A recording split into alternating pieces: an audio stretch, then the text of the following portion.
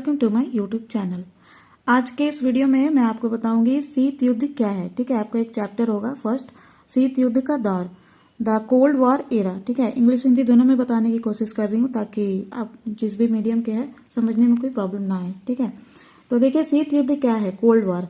Generally हम लोग युद्ध जब सुनते हैं या वॉर तो क्या सोचते हैं कि गोलीबारी होगी, ठीक है, या फिर मारपीट होगा, खून खराबा होगा, ऐसा सोचते हैं।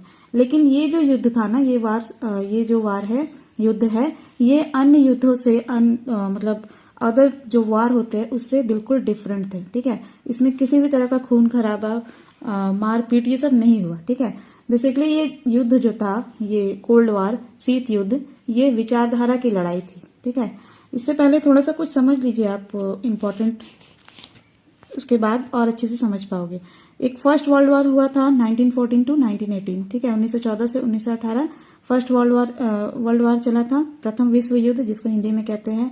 और सेकेंड वर्ल्ड वार जो है, द्वितीय विश्व युद्ध, वो चला था 1939 टू 1945। ठीक है, 1939 से 1945 तक सेकेंड वर्ल्ड वार चला। ठीक है, तो ये सेकेंड वर्ल्ड वार से रिलेटेड है शीत युद्ध। अब कैसे इसको समझिए। सेकेंड वर्ल्ड वार जो है ना, जिसको हिंदी में कहते हैं द्वितीय विश्व युद्ध, ठीक है, ये 1939 में स्टार्ट हुआ था। और युद्ध जो होता है तो दो लोगों के बीच होता है, या समूह के बीच होता है, या देशों के बीच होता है। इसके लिए दो चाहिए ही, है ना, दो या तीन, दो से अधिक कोई भी। तो युद्ध में किन किन के बीच में हुआ, 1939 टू 1945 जो सेकेंड वर्ल्ड वार चला था। एक तरफ था अमेरिका, ब्रिटेन, रूस और फ्रांस। ठीक है, और दूसरी तरफ था जर्मनी, इटली और जापान। तो इन दोनों के बीच में सेकेंड वर्ल्ड वार चला। ठीक है, जो कि बहुत बुरे परिणाम लेकर आया। ठीक है, इससे बहुत ज्यादा हानि हुई जान माल की, यानी बहुत लोग भी मरे और बहुत सारी आर्थिक हानि भी हुई, इकोनॉमिक जो लॉस होता है वो भी हुआ। ठीक है, तो अमेरिका, ब्रिटेन, रूस और फ्रांस, ये जो देश थे, इन्होंने जर्मनी, इटली और जापान, इनको हरा दिया। ठीक है, इनको हरा दिया और ये सेकेंड वर्ल्ड वार जो है 1945 में खत्म हुआ। कैसे खत्म हुआ? सेकेंड वर्ल्ड वार जो है उसका खत्म होने का कारण था अगस्त 1945, यानी अगस्त 1945 में अमेरिका ने जापान के दो शहरों पर बम गिराया था। उन शहरों का नाम था हिरोशिमा और नागासाकी। इन पर अमेरिका ने क्या किया था, परमाणु बम गिराए थे और जापान को अमेरिका के सामने घुटने टेकने पड़े। ठीक है, क्योंकि जब उसने बम गिराया तो बहुत बुरा हालत हो गया था। ऐसा हुआ था कि मैंने एक हिंदी की पोयम में पढ़ा था कि पत्थर पे ना इंसान के पूरे छाया, मतलब क्या बोलते हैं उसको, शैडो टाइप का बन गया था। कैसे लोग मरे, कितनी बुरी तरह से। और अभी भी उसकी वजह से ना हैंडीकैप लोग पैदा हो रहे हैं। ठीक है, मतलब जितनी जो संतान हो रहे हैं ना वहाँ हिरोशिमा और नागासाकी के, वहाँ पे बच्चे अभी भी हैंडीकैप यानी अपाहिज टाइप के पैदा हो रहे हैं। और इतना बुरा हालत हुआ। उसके बाद क्या हुआ, जापान को अमेरिका के सामने घुटने टेकने पड़े, यानी उसने सरेंडर कर दिया। और इस युद्ध में बहुत बड़े स्तर पर, यानी बहुत बड़े लेवल पर आर्थिक हानि हुई, यानी इकोनॉमिक लॉस हुआ, और साथ साथ में जन हानि हुई है, यानी कई लोग मरे उसमें। ठीक है, तो इस तरह से अमेरिका, ब्रिटेन, फ्रांस, रूस, इन लोगों ने मिलकर जर्मन, इटली और जापान के जो ग्रुप था उसको हरा दिया और 1945 में सेकेंड वर्ल्ड वार खत्म हो गया। ठीक है, लेकिन यहाँ पे जब 1945 में सेकेंड वर्ल्ड वार जो खत्म हुआ, उससे युद्ध समाप्त, सेकेंड वर्ल्ड वार तो समाप्त हो गया, लेकिन एक नया युद्ध सामने आया। कैसे? क्योंकि जर्मन, इटली और जापान के हारने के बाद अमेरिका, रूस, फ्रांस और ब्रिटेन जो है वो महाशक्ति बन गई। अब क्या हुआ, ये लोग आपस में संघर्ष चलने लगा। ठीक है, अमेरिका और रूस जो है वो महाशक्ति के रूप में उभरी।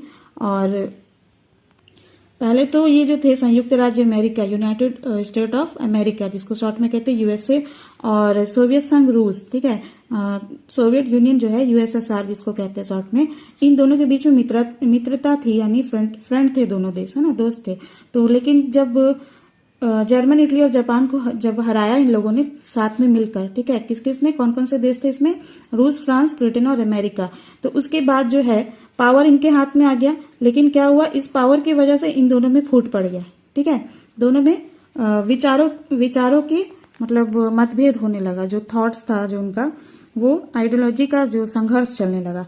क्यों? क्योंकि अमेरिका जो चाहता था कि लिबरलिज्म, कैपिटलिज्म और डेमोक्रेसी, इसको वो बढ़ावा दे रहा था। ठीक है, हिंदी में इसको कहेंगे उदारवाद, पूंजीवाद और लोकतंत्र।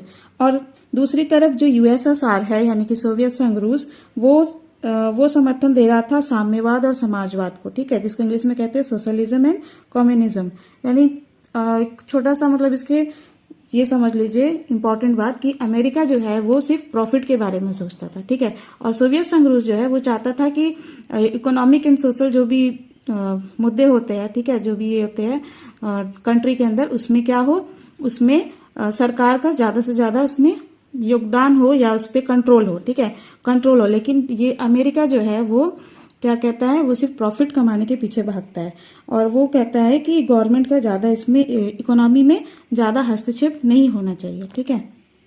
तो इस तरह क्या हुआ, दोनों के विचारधारा मैच नहीं कर रहे थे, तो इसलिए इन दोनों में मतभेद हुआ। ये कह रहा है ऐसे करना है, ये कह रहा है कैसे करना है, तो इसलिए इन दोनों के बीच में मतभेद हुआ, ठीक है, झगड़ा यहीं से स्टार्ट हुआ।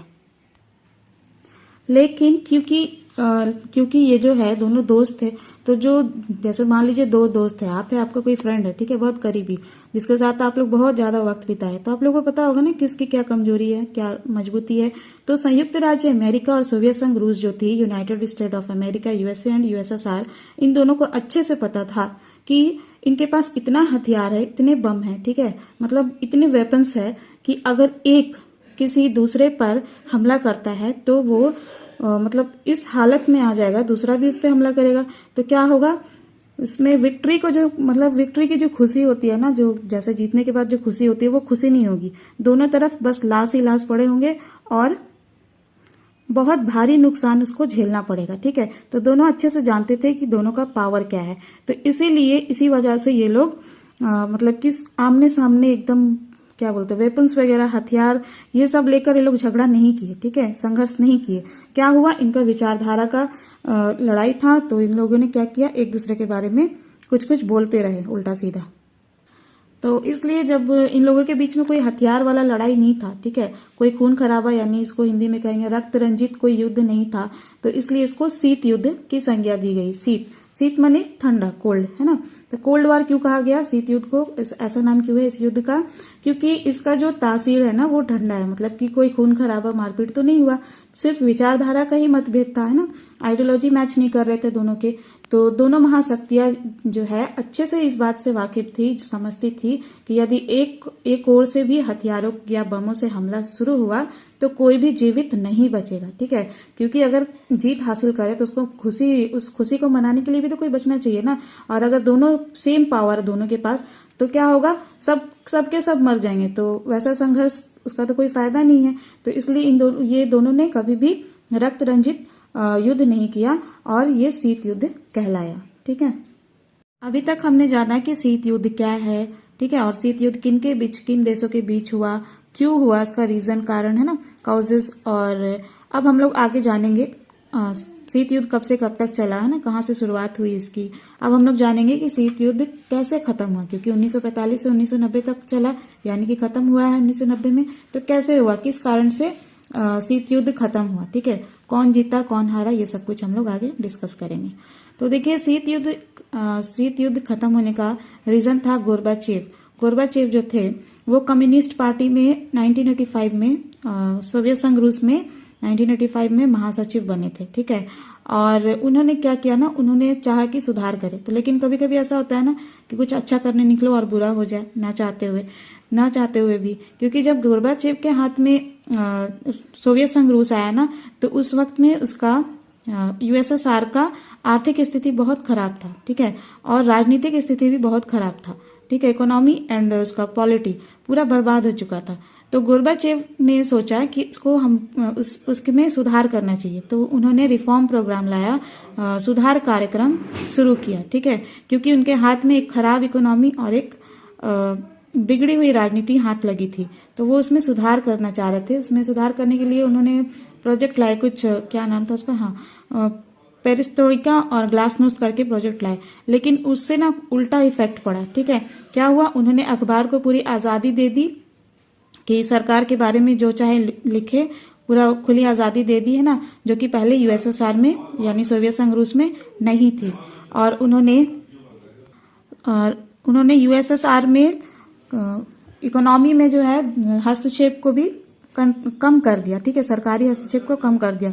यानी कि अगर देखा जाए तो सीधे सीधे उन्होंने डेमोक्रेसी और लिबरलिज्म का समर्थन करना शुरू कर दिया।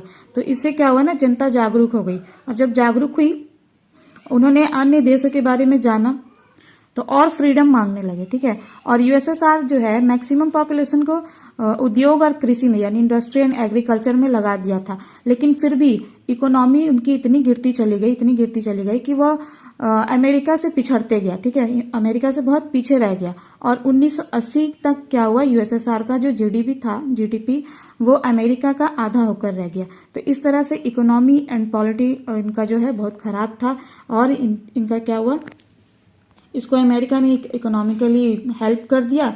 तो इस तरह से सोवियत संघ रूस का विघटन हो गया और शीत युद्ध की समाप्ति हो गई, ठीक है।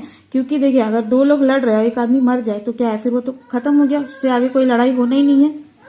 इसी तरह सोवियत संघ रूस जो है वो जनता तो उसके नहीं मरे, मतलब फिजिकली वो नहीं मरे, लेकिन उनका इकोनॉमी, उनका पॉलिटी सब कुछ खत्म, बर्बाद हो गया था। तो इसीलिए संयुक्त राज्य अमेरिका जो है यूएसए उसका फायदा उठाया, उसको इकोनॉमिकली हेल्प किया, और वहां पे सोवियत संघ का जब विघटन हुआ तो इसके साथ साथ शीत युद्ध भी खत्म हो गया, ठीक है, कोल्ड वॉर का एंड हो गया। तो वीडियो अच्छा लगे तो लाइक कर लीजिएगा, चैनल को सब्सक्राइब कर लीजिएगा। इसी तरह मैं आप लोगों के लिए पॉलिटिकल साइंस का टॉपिक एक एक करके लेकर आऊंगी।